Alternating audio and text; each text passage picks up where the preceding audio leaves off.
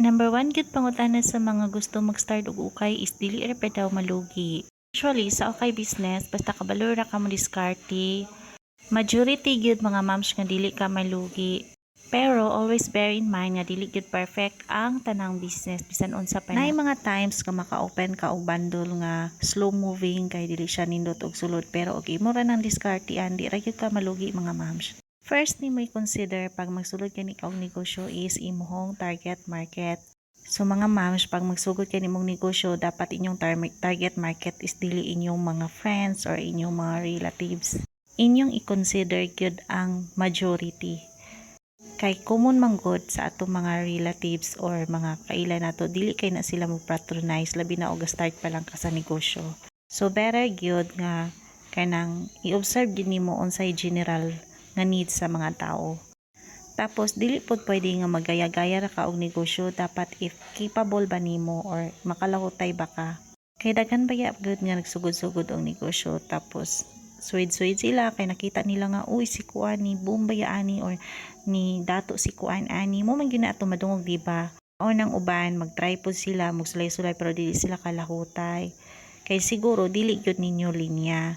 So much better yun mga moms if magsugod mong negosyo kanang pilmiro pag yun ninyo is passion ninyo kay mas dali siya i-handle compare if dili ninyo passion.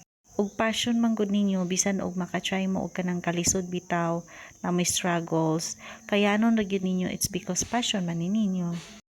Tubag nga if dili ra ba malugi mga moms, well depende gyud siya mga moms. Majority is dili gyud mga moms kay niundang na unta mi og pamaligya pero there were times gyud nga timingan ka nga maot og sulod so mao nang diskartean lang yun nimo para dili ka malugi. Kay og dili pa mo kita ning sa ukay-ukay wala na untay na maligyag ukay di ba? Kabantay mo daghan na gani kay na maligya ron og ukay-ukay. Pero kailangan gyud madiskarte ka mga moms, dili pwede kay nagsuwid-suwid lang ka. Always bear in mind yun mga moms, tanan negosyo na jud siya struggle na problema tapos dapat na jud kay diskarte. Bisan unsa nga negosyo imong sudlon o dili ka kabalo mo handle malugi ra gyud ka.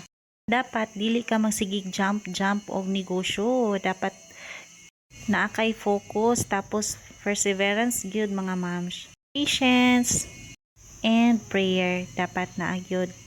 Kay I always believe gyud mga moms nga ang Ginoo jud nag-bless sa atong mga kahago. Yes, naghago ta pero without blessing sa Ginoo dili pud ta mo prosper. Sa karon lisod gyud kay ang panahon karon minus gani kayo ang panghalindron pero dili gyud mo surrender. Kay asa man pud ta padulong og mo surrender di ba? So inana gyud na mga ma'am sa negosyo na up and downs. Dili kanunay nga hayahay pero worth it raman pud if imo ra gyung padayonon. Nasay uban nga magpangita sila og super barato nga bundle like tag 1,000 or 2,000 ilang budget mga moms ayaw jud mo expect nga mokita pud mo ang nagbongga-bongga. 50-50 gyud inyong puhunan anak mga moms.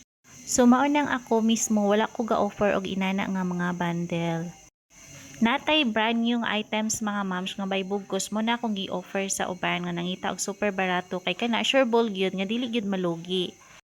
Naasay uban nga magsige lang og pangutana dayon kursunado sila pero dili gyud kanang napajud sila kahadlok bitaw nga mosugod. Syempre di gyud nato ma-blame kay kwarta baya.